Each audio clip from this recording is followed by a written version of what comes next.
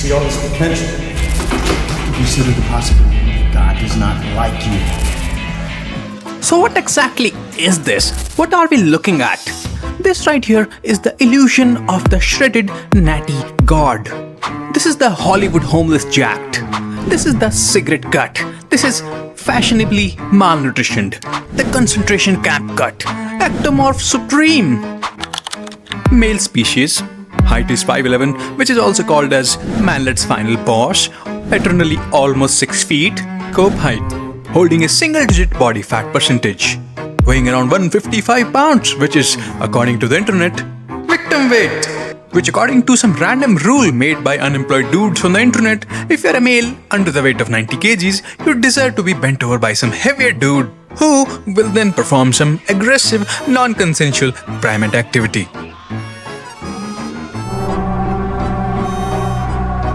According to fitness industry standards, weighing 155 pounds at 5'11", it is not that heavy, but in this scene, it looks especially impressive due to majority of 2 factors.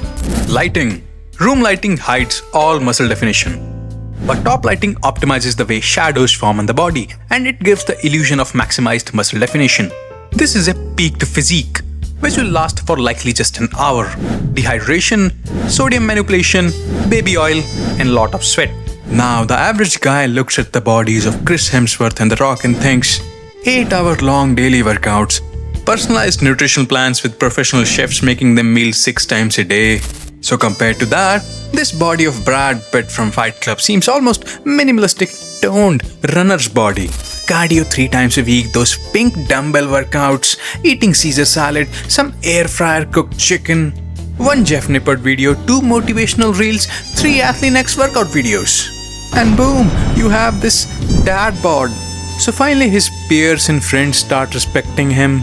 Women finally start making eye contact with him. They even smile at him as he explains crypto. When I say women, I mean the attractive ones. You know, the ones with big bazookas and tiny waist. Because let's be real, are non-conventionally attractive women even women? Who knows? His father is finally proud of him. The dark ruminating thoughts of violent tendencies finally go away. The mental scars from all that childhood bullying finally heal. And he's finally able to take those shirtless mirror selfies only to cringe at them few weeks later. See, I swear all of this is true, except there's this one thing that the average guy, his probability of achieving this physique is really low. If I assume that the average guy in USA is 90 kgs, 175 centimeters and 28% body fat. To achieve 8% body fat at a daily 500 calorie deficit with no lean mass loss, optimal sleep, nutrition and training dialed in, it will take around almost 43 weeks. That is almost 10 months. So that is simple enough, right? And now, there is this thing called body fat settling point. Settling point theory. Body fat set point. To change my set point. Which says that in a given specific environment, the body prefers to be in a certain range of body fat percentage. In the modern obesogenic environment filled with cheap, hyper-palatable foods like ice cream, burgers and thick Latina women, combined with low physical activity, chronic stress, poor sleep, pushes most men into the 20 to 30% body fat range. In the pre-industrial environment, this range was around 10 to 15%. For example, the hunting-gathering tribes of Tanzania, they average around 20,000 steps a day. They have to collect and hunt their own food, and their only stresses are short-lived, like hunting and foraging, instead of chronic stressors like emailing, house loans. Yeah, and they also have to deal with high child mortality. Oh my god! Or getting paralysis from polio.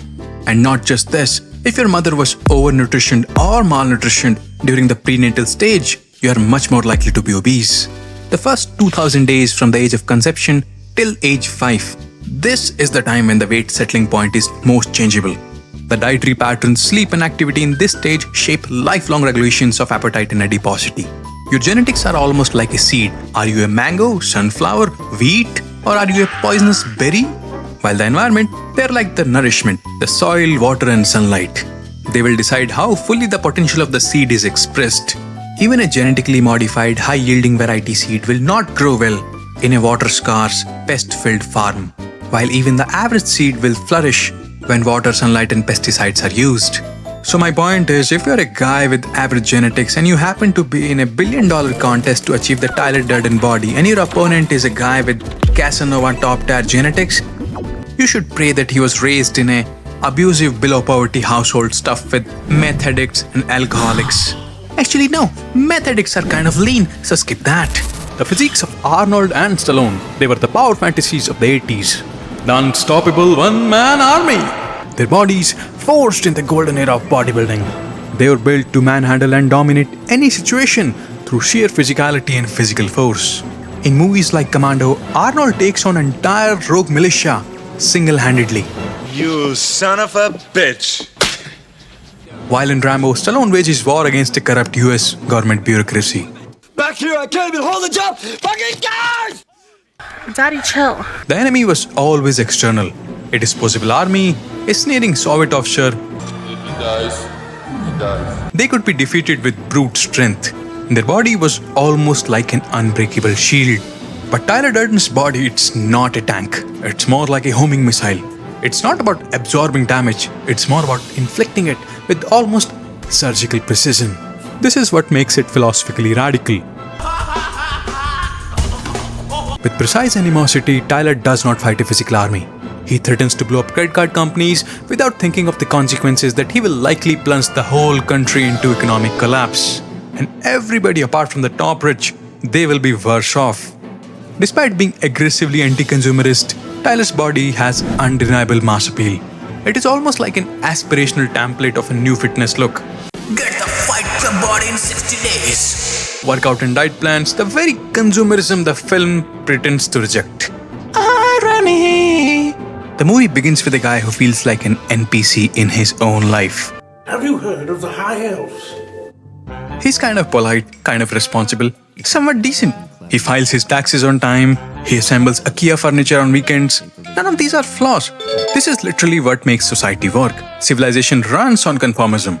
If everybody was a Tyler Durden, we would not have Wi-Fi, hospitals, Netflix, or air conditioning. And I love my air conditioning, I love sleeping on my soft mattress, I love hugging my Senjo Gohara body pillow to my body as I sleep. Capitalism is kind of cool.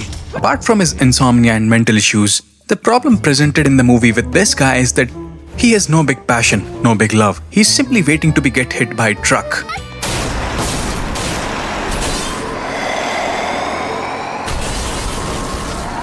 Which will take him to a medieval anime world filled with underage big titty waifus. But his anime waifu turned out to be anarchist, sociopathic soap salesman. I make and I sell soap. In all this, Tyler Durden emerges as the perfect shadow self. Charismatic without effort.